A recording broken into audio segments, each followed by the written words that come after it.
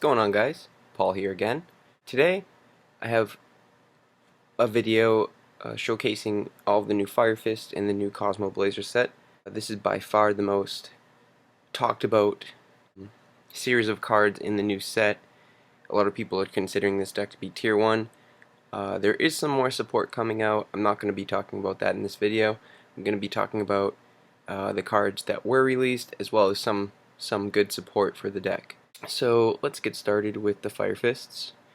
First of all, you have Bear, 1600 attack, 1200 defense. Once per turn, you can send one of your Fire Formation spell or trap cards to the graveyard to destroy one of your opponent's monsters. And when it gets an attack in, or when it gets damage in, you can set a Fire Fist spell from your deck. So next up is Dragon.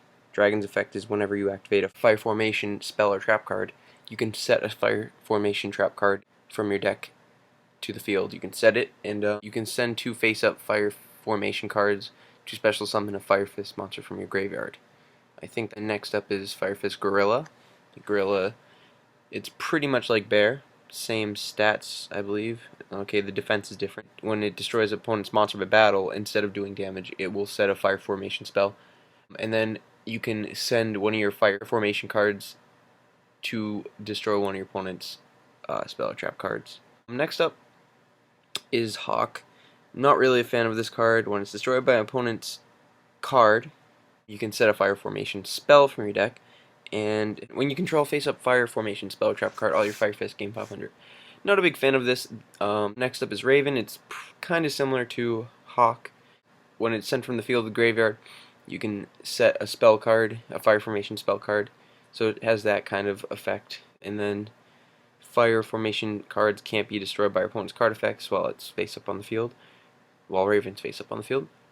Next up is Snake, another one of those cards that just I wouldn't really ever run, but it has 1800 attack, and if a Fire Formation card of yours is sent to the graveyard, you can set a trap one. And then if you control no other monsters, you can send 2 face-up Fire Formation cards to draw a card. So his second effect's definitely not that good. His first effect's alright, but overall he's just not that good of a card. Next up is Spirit. Spirit's kind of like a Blizzard for the deck. It's a level 3 tuner, 500 attack, 200 defense, and when it's normal summoned, you can target a level 3 fire monster with 200 or less defense, so it's kind of like a Rekindling-esque effect, and special summon it in face-up defense position, and if you do, you can only attack with Beast, Warrior type monsters for the rest of the turn. Everything in this deck is pretty much a Beast Warrior, so it's not a big deal. I guess if you sync with that card, you might make a non-Beast Warrior Synchro, but yeah. So you can only use it once per turn. For the spells, you got Fire Formation Tanky, which is by far the best new card. You don't even have to run this in Fire Fists. You can search a level 4 lower Beast Warrior type monster from your deck, and all your Beast Warriors gain 100 attack. You can only use once per turn, but that's fine. This card is just like good in a lot of decks. I'm not sure if I like it in windups, but it can search Windup Rabbit. This card can search Reborn Tengu, TG Warwolf. It's a really good card. Next up is Tensu. It pretty much just allows you to summon an extra Beast Warrior once per turn, and like all the other Fire Formation cards, it also increases the attack of your Beast Warriors by 100. Next up is Fire Formation Tenkin, which is kind of like a Forbidden Lance kind of card. You can only activate in the main phase 1, and you target one of your Beast Warriors, and it's unaffected by effects of other cards besides it. And then all your Beast Warriors gain 300 attack, so good stuff. Next is Tensen.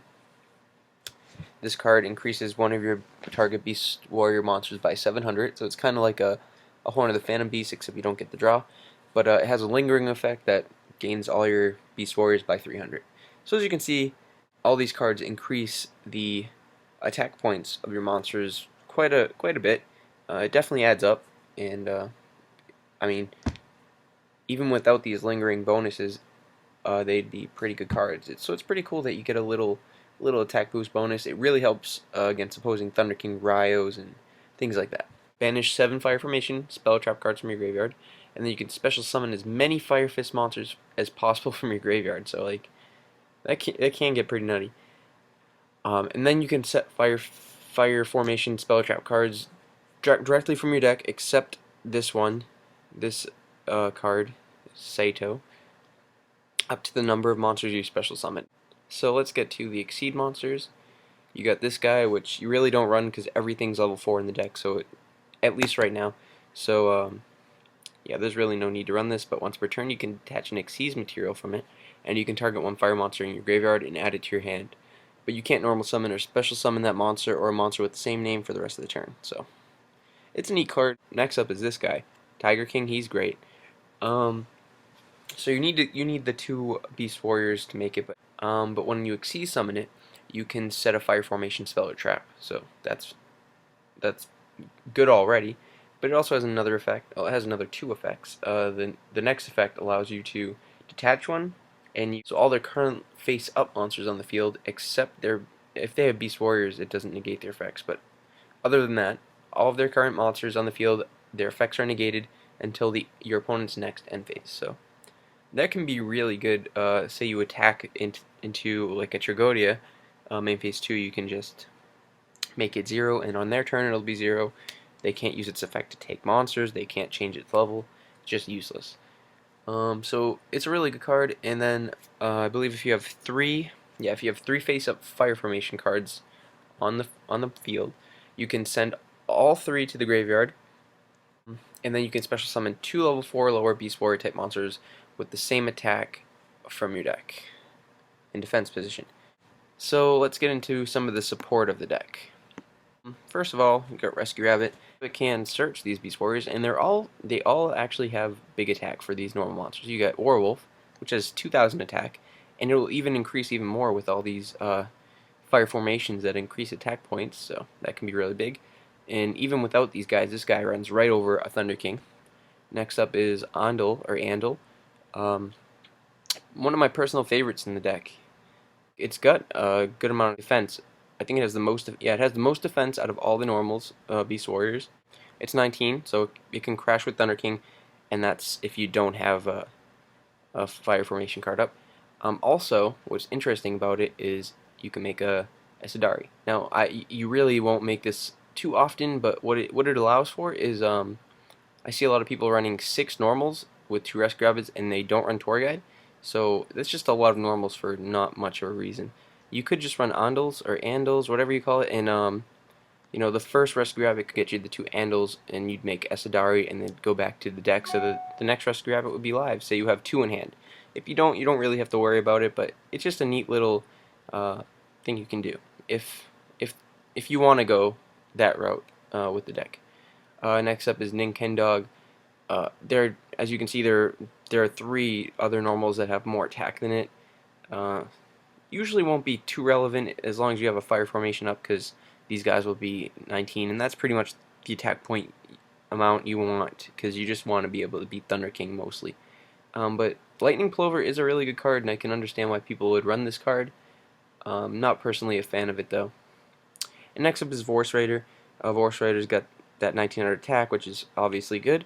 It's a dark, and it's almost always going to be boosted with these fire formations. So the idea with Vorse Raider is, it's a Beast Warrior with a rabbit. You can make the Tiger King, and if you have a fire formation up, it automatically makes a Deck Devastation Virus live. And keep in mind that all 4 of these normals, however many run, are searchable by the Tenki. So if you have like a DDV and a Tenki in your hand, you could simply just Tenki for Vorse Raider, and it'd be 2,000 right away, and then you could DDV it. And DDV is a powerhouse this format by far. It just wrecks water. It wrecks wind-ups. It's just good against everything. Overall, good card. And then finally, you got Horn of the Phantom Beast. It's a very good card. We all know this. We've seen it with the TG deck. I think it was good in one other deck, but I'm not remembering it right now. But it was really good in the TG deck, and that's what matters. And it's good in this deck because it boosts everything in your deck. Even Rabbit. Like, you can make Rabbit 1100 with 1 horn, which is pretty relevant because say if they attack into it with a Tour Guide or a Sangan, at least you get that little boost. So that's interesting. Say they Valor your Rabbit or something. And yeah. So, on to one more card I want to go over. Fire Fist Horse Prince. It's a Beast Warrior, just like all of the other Fire Fist cards. It requires a Fire Tuner and a non-tuner monster. And when Synchro Summon, you can special summon one level 3 Fire monster from your deck. So after you Synchro Summon this, you can't special summon level 5 or higher monsters for the rest of the turn. So, maybe in the future this card might be a bit better, but here are some cool targets for that level 3 or level 3 Fire monsters. You got the Lone Fire, which is obviously a good card. You get some Samurais that are pretty decent. Got Lava Lakeside Lady, Mass Dragon's also pretty cool. This guy's awesome. Gains 400 attack for every remove from play card. So, and then Flamvels. So, I don't know. Maybe you guys could make a cool deck with that card. It's a pretty interesting deck. It's I like that everything has a big attack point. The deck is really simple. You can't really mess up on the deck. Um, as you can see, I only opted to run 3 normals, the 3 Andals. I know Warped Warwolf is bigger, and it could matter in some situations, but the way I look at it is the Esadari just seems really good. I mean, I could definitely change it. Like I said, this is only my first build. I do understand all these Fire Fists, and they're all really cool. So, I'm only opting to run 2 Gorilla because I think, first of all, Bear is a better card. I got the 3 Tanky, so it's kind of like I'm running, 5 of this, 5 of this, 6 of this, 6 of this, if you think about it in that way. As you can see, there's a small monster count. That can be a problem at sometimes, but keep in mind that this is considered a monster. Unless I have Thunder King, of course, but yeah. This is considered a monster, so it's kind of like I'm running 15 monsters, which isn't that low, and then you got the dualities for even more search power.